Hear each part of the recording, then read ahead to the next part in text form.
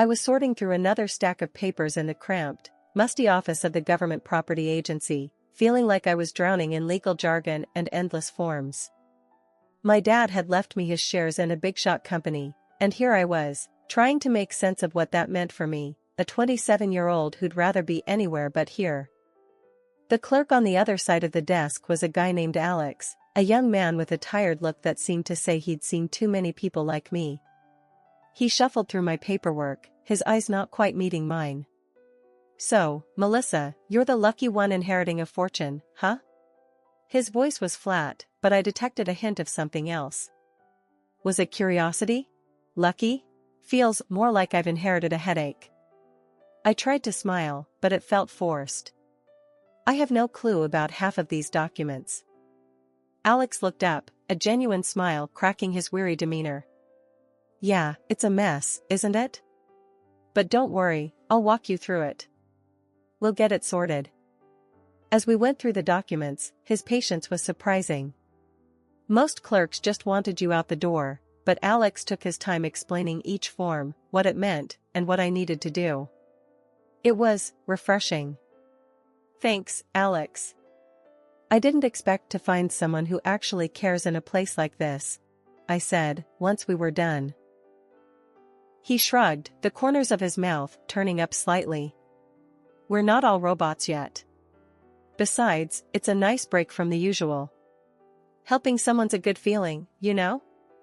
I laughed, the sound brighter than anything I'd felt since stepping into this bureaucratic maze. "I guess I owe you one then. Coffee? My treat, as a thank you for not letting me drown in paperwork." "Coffee sounds great, but it's my treat. You've got enough on your plate with all this inheritance stuff," Alex countered, standing up and gathering the now neatly stacked documents. Walking out of the office felt different. The burden of paperwork was still there, but lighter somehow. Alex led the way to a nearby cafe, a small, cozy place that felt worlds away from the sterile government office. As we sat down with our coffee, the conversation flowed easily. We talked about everything and nothing, work, hobbies, how life can throw curveballs when you least expect it. "You know, I never thought I'd meet someone like you in a place like that." "Someone real," I found myself saying. Alex raised an eyebrow, a smirk playing on his lips. "Someone real? What, you thought I was a government-issued robot designed to make your life miserable?" I chuckled, shaking my head. "No, it's just, everyone seems so caught up in their own stuff. It's rare to find someone who listens, who actually sees you, you know?" He nodded, taking a sip of his coffee. "I get it. Life's too short to be anything but real, especially with people. We're all just trying to figure it out, one day at a time." Our story didn't start with love at first sight or grand gestures. It started with shared smiles, genuine kindness, and a cup of coffee. And sometimes, that's all it takes to turn a regular day into the beginning of the rest of your life. After that day at the cafe, things between me and Alex took off faster than I could have imagined. It wasn't long before we were seeing each other outside of all that legal and paperwork mess. One evening, sitting on my old, comfy couch with takeout boxes scattered around, Alex brought up the idea that would change everything. "Hey, I've been thinking," he started, a bit hesitant, which wasn't like him at all. He was always so full of confidence, his ideas bold and out there. "With your inheritance and my knowledge of the market, we could start something on our own. Something big." I paused, a piece of pizza halfway to my mouth. "Start something? Like what, a business?" The idea seemed crazy. Sure, I had money now, but business was a whole different game. "Yeah, a business. Hear me out." He leaned forward, his eyes lighting up the way they always did when he was excited about something. "We both know the agricultural sector is booming. What if we dive into that? Start a wholesale warehouse for spare parts or something. It's in demand, and with your capital and my connections, we could really make a mark." I set my pizza down, intrigued despite myself. "But I don't know the first thing about running a business, Alex." "And what about your job?" He waved his hand dismissively. "My job's a dead end, you know that. And you're smart, you'll learn. We'll learn together. His confidence was infectious, but I was still hesitant. Alex, it's a huge risk. What if it doesn't work out? I could lose everything. The fear of making a monumental mistake was gnawing at me. But what if it does work out? His hand found mine across the couch, giving it a reassuring squeeze. You won't be alone in this. We're in it together, every step of the way. Plus, your mom's been bugging you about investing that money wisely, right? Here's our chance to do something wise and big. I couldn't help but laugh. You've got an answer for everything, don't you? His enthusiasm was hard to resist. Okay, let's say we do this. We're going to need a solid plan. And I mean solid, Alex. No winging it. Of course. He was practically bouncing with excitement now. I'll draft something up. We'll go over it together, tweak it, make sure it's foolproof. And just like that, our joint venture began. It was a whirlwind of planning, meetings with lawyers, to draw up a partnership agreement, and endless research. My head was spinning most days, but seeing Alex so passionate and dedicated was all the reassurance I needed. Before we got married, Alex insisted we sign a prenuptial agreement. It's just practical, he said one night as we were going over some business plans. In case things go south, we both know where we stand. Everything split in half, clean and simple. I nodded, understanding his point, but wanting to add my own condition. All right, I get it. But I want something in there too. If one of us cheats and that leads to divorce, the cheater loses their share in the business. He looked at me, surprised, but then nodded. Fair enough. I love you, and I'm not going to cheat on you. So, yeah, let's add it. It was a tough conversation, but it felt right. Setting clear rules felt like we were laying a strong foundation, not just for our business, but for our relationship too. The day we signed the lease for our warehouse space was surreal. Standing there, looking at the empty building that would soon be bustling with our business, I felt a mix of terror and exhilaration. We're really doing this, aren't we? I said, more to myself than to Alex. He came up behind me, wrapping his arms around my waist. We're doing this. And it's going to be amazing. You and me, we're going to build something great here. I leaned back into his embrace, allowing myself to believe in the dream we were building. It wasn't just about the business, it was about us, taking on the world together. Little did I know, the challenges ahead would test us in ways I never expected. But in that moment, all I felt was hope and the thrill of starting something new with the man I loved. The buzz of our warehouse was like music to my ears, the shelves stacked with parts, orders coming in and going out. Alex and I, we were riding the high of our success. Our little venture into the world of agricultural spare parts was booming, profits climbing higher than either of us had dared to dream. It was a rush, seeing something we built from the ground up flourish like this. But with growth came growing pains. We need more hands on deck, I said one evening, poring over orders and invoices that seemed to multiply by the hour. I can't keep up with the paperwork on top of everything else. Alex, ever the cautious one, frowned at the suggestion. I don't know, babe. Hiring more people means trusting outsiders with our baby. Can't have just anyone poking around our finances and legal stuff. I got where he was coming from, but something had to give. So, what, you want me to do it all? I'm already swamped as it is. He looked at me, a mix of apology and determination in his eyes. I was thinking, maybe you could take some courses? Get certified in accounting and legal management? It'd keep things tight, just between us. The thought of going back to school on top of running a business felt overwhelming, to say the least. Seriously? When am I supposed to find the time for that? At night? Weekends? He suggested, as if it were that simple. Look, I know it's a lot, but we've got to protect what we've built.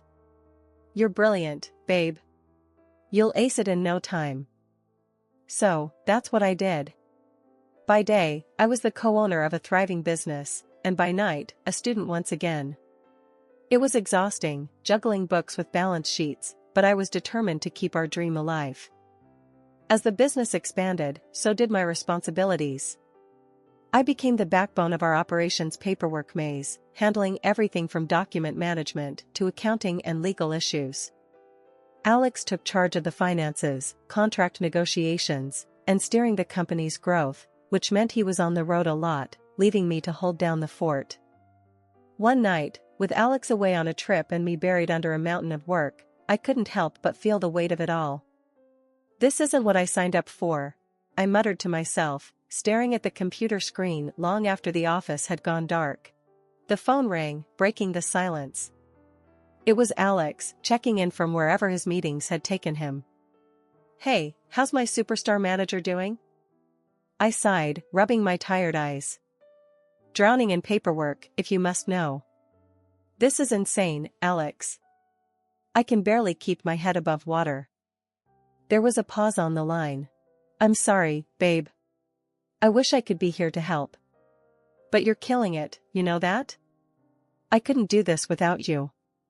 His words were meant to comfort, but they felt like a reminder of the chasm between us, growing wider with every business trip he took. I miss you, Alex. And I miss us not being so consumed by all of this." "I know, I miss you too. But think about where this is going to take us. We're building our future, one invoice at a time," he tried to joke. I forced a laugh, but it sounded hollow even to my own ears. "Yeah, one invoice at a time. Just make sure you come back to me in one piece, okay?" "I promise. And hey, when I get back, let's take a day off. Just you and me, no business talk. Deal?"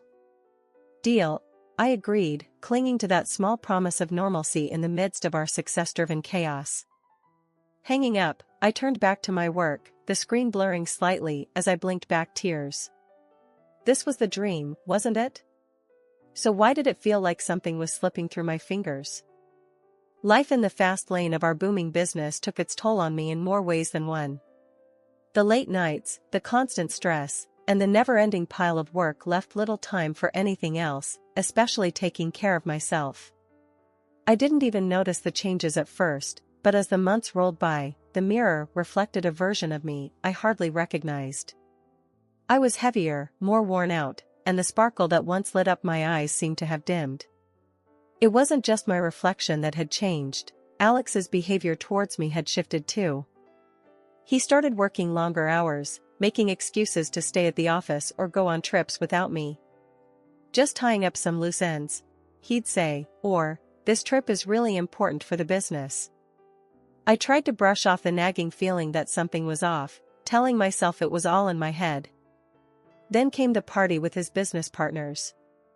I was actually looking forward to it, a chance to step away from the work and maybe even reconnect with Alex amidst our hectic schedules.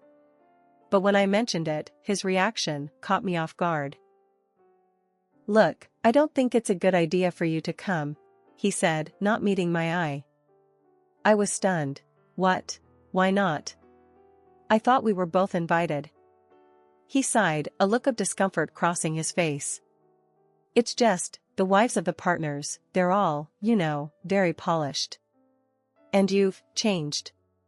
I don't want you to feel out of place. It might be better if I go alone." His words hit me like a slap in the face. Changed? Out of place? Since when did appearances matter more to him than us being together? "So, what, you're ashamed of me now?"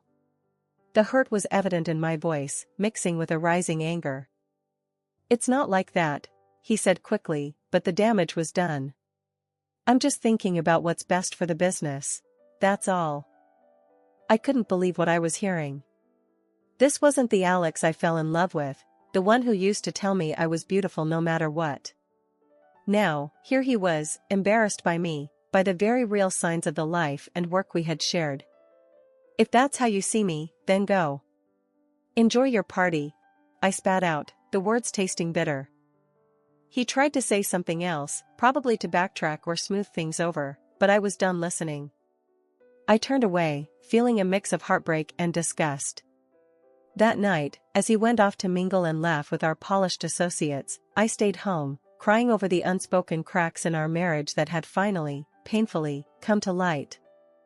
The tension in our house grew thicker with each passing day, turning from a place of love and shared dreams into a battlefield. The party incident had left a gaping wound in our relationship, and things only went downhill from there. Alex, the man who once looked at me like I was the only woman in the world, started finding fault in everything I did, especially about my looks. One evening, as I was trying to unwind after another grueling day at work, he walked in, his face set in that now familiar look of disapproval. "Here," he said, tossing a brochure onto the coffee table. It was a membership for a local fitness club. "Thought you could use this. Might help with, you know." He gestured vaguely at me. I stared at the brochure, then up at him, feeling a mix of anger and hurt. "What's that supposed to mean?" I asked, though I already knew the answer.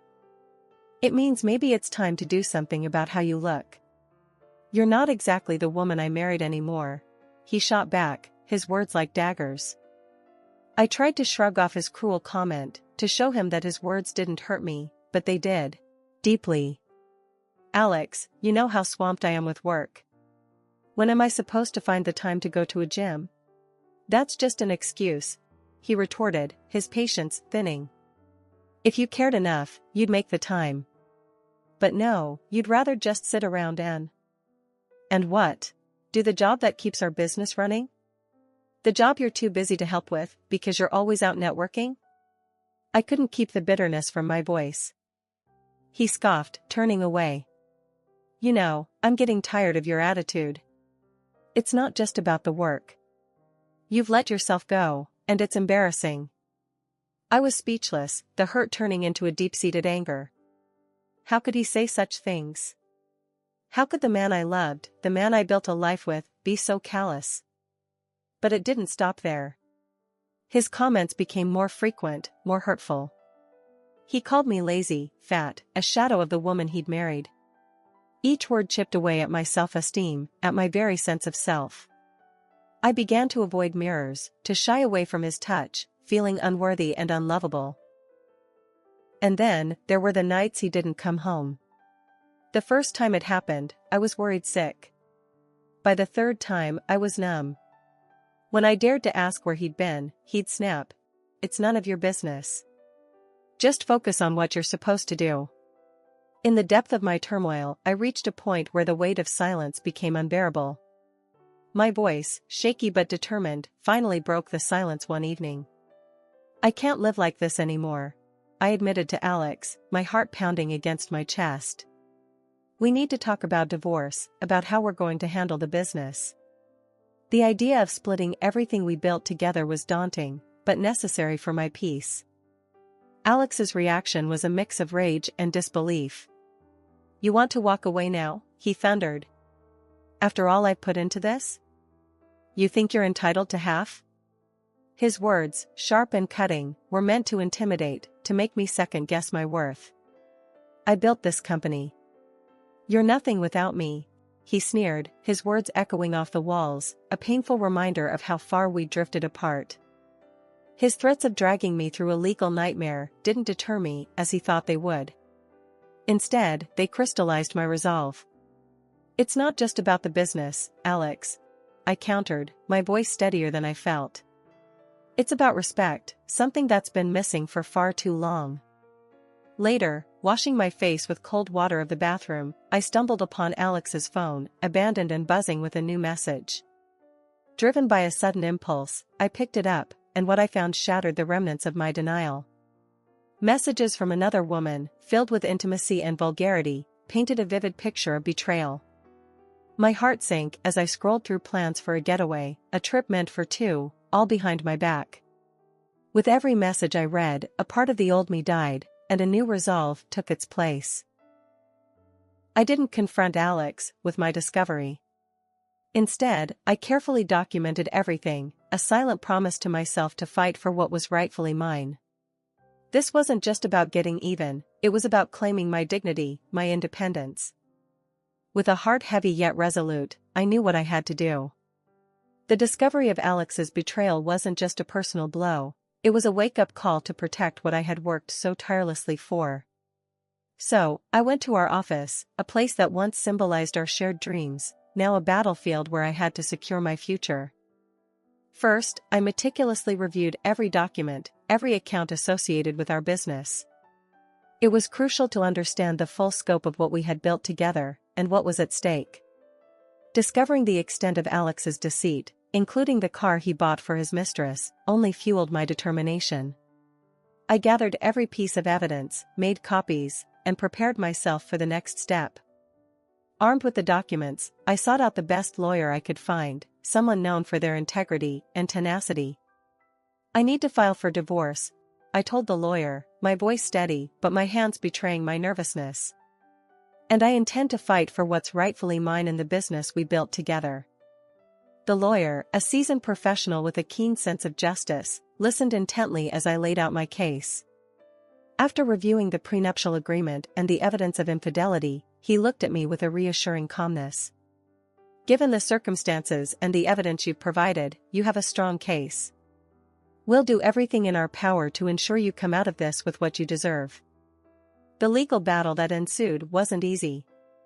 It was a test of my resilience, my patience, and my very spirit.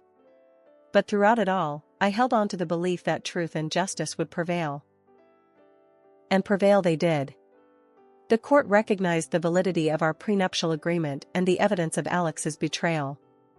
In the end, the judgment was passed in my favor. I retained full ownership of the business we had built together, along with a fair portion of our shared assets. Additionally, I was granted financial compensation for the emotional distress caused by Alex's actions. It was a bittersweet victory. The business that had once been a symbol of our union and collective effort was now solely mine. The relief of securing my financial and professional future was tempered by the sadness of how our relationship had unraveled. Yet, as I stood outside the courthouse, the final decree in hand, I felt a weight lift off my shoulders. The fight was over. I had stood up for myself, fought for what was right, and emerged victorious. It wasn't just about the business or the assets. It was about reclaiming my dignity and self-worth. A month had flown by since the court's decision. I was in the middle of reviewing some new contracts when my phone rang. The caller ID flashed Alex's name, a name I hadn't seen or thought about in weeks. Hesitating for just a moment, curiosity got the better of me, and I answered. "Hey, Melissa, it's me." Alex's voice came through, laced with a kind of forced cheerfulness. "I've been thinking about us, about everything that happened. I'm really sorry, you know? I messed up big time. I messed up big time." I couldn't help but let out a short, incredulous laugh. "You're sorry? Now? After everything?"